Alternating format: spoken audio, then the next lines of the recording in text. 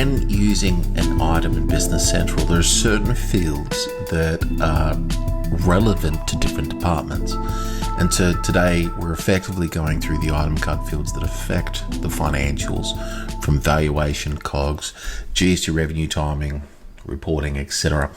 I guess the first thing we've already covered multiple times in our setup is the type of the item, which is our inventory, service, or non-inventory type. The second thing for us, which is a setup issue, goes down into costs, is our costing method, which is super important for us to decide how we value the inventory. So effectively it's going to turn around and talk about I don't think that description's relevant. It's supposed to how the items, I thought it said cash flow, cost flow. That's correct. So it's the cost, how you value the items within the system. First in, first out, last in, first out is a standard that's not supported in Australia. Specific, average, and standard. Most commonly, we use FIFO, average, and standard. Average is very common, but specific is only relevant when you're using item traceability. So it allows you to use a specific valuation cost method. The next things for us underneath the cost and posting tab here is the costs that are relative. So a standard cost is used as an estimation to be adjusted with variances later. So it's a standard cost is something that's adjustable, and these are all relative based on the costing method chosen. The unit costs, we just specify. The indirect costs is where we can load the item to kind of normalize what's going on with to load up the cost, just to buffer it a little bit. We don't do that normally. I'd rather land correctly and not buffer the cost. Doing this, yes, you can do it, but it's really showing you that you're not capturing the cost correctly in the first place. The last direct cost is specific as per what it says. The net invoiced quantity is how many units of this item have actually been invoiced through the system.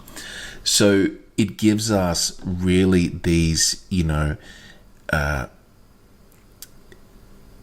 it gives us these key things around costs that are important for us. Posting details is very, very important. If you don't have this set, we don't trade. And the general product posting group, there's videos on our YouTube to talk about what this is and how the configuration is relative between the customer type, between the product type, and then all of your posting setups that configure how this will work throughout the system. So it's a complicated subject, and we have, I think, around 14 videos on our YouTube channel just about the configuration and purpose of the posting groups. So the posting groups are really relative to this item. So for example, if this was a bottle of water, we might say that it's non-GST or GST free, which we would create as a GST product posting group. The inventory posting group is more stating, hey, I want to break my inventory down and see what are finished goods, what are raw materials, and what do I buy to sell. So it gives us that capacity there. You've got your foreign trade, things that are relative and can be really useful for when you're importing goods and exporting goods. Pricing is important. The pricing itself, from the price list, the purchase list, and how that is architected. But that's not so much a finance thing. That's a trade decision between those who are selling and who are purchasing. Finance are interested in things like, for example, how is our profit calculated? How do we calculate our gross profit on this product? Okay, so that's really super important for us.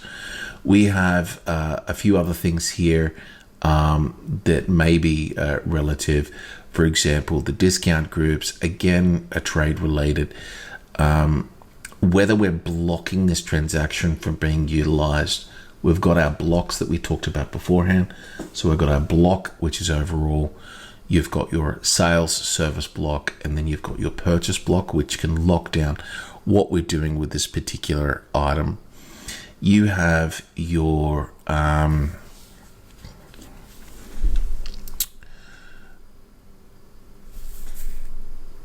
let me just look here.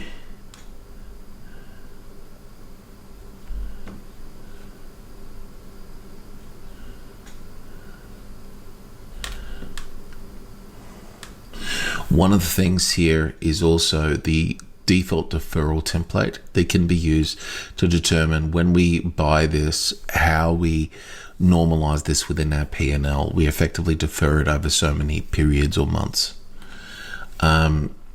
Further down on pricing, what's really important is what we're selling. That's really a trade thing, the same as your price list, sales and purchases, but it doesn't change the fact that the profit calculation, how we do GST, is important. And here you can see the relevant blocks: sales, service, we've got purchasing, and then you've got the block option on the main card here. I guess from a reporting discipline, the item category becomes really super important, because we can turn around and use this within a profit and loss roll up. We can use this within our reporting. And the other thing that's really important for us on an item card for finance is the dimensions that are set on this item, because that will actually impact how we report on this. The other thing that's relative for reporting is on the item card is if we're doing item traceability. So the ability to trace items from where they're purchased to sold. If you're manufacturing, the traceability, there's a tracking feature in Business Central that when you put a serial or a lot number in, it shows you the whole connection of that item through the system, which is really good. And remembering the item tracking is relative back to our costs model, which we talked about before, if we're using specific. I think that's really it. The general things that we would be concerned for is, you know, your item, your description, and your base unit of measure, which sets your sales and purchase unit of measure, your posting setups, which we've talked about before, the cost and the sell. They're really the minimum checklist that you want to be doing. And then additional to that, I would then think about reporting, which is your item category and your dimensional selections, which you should be setting when you're setting up an item from a finance perspective.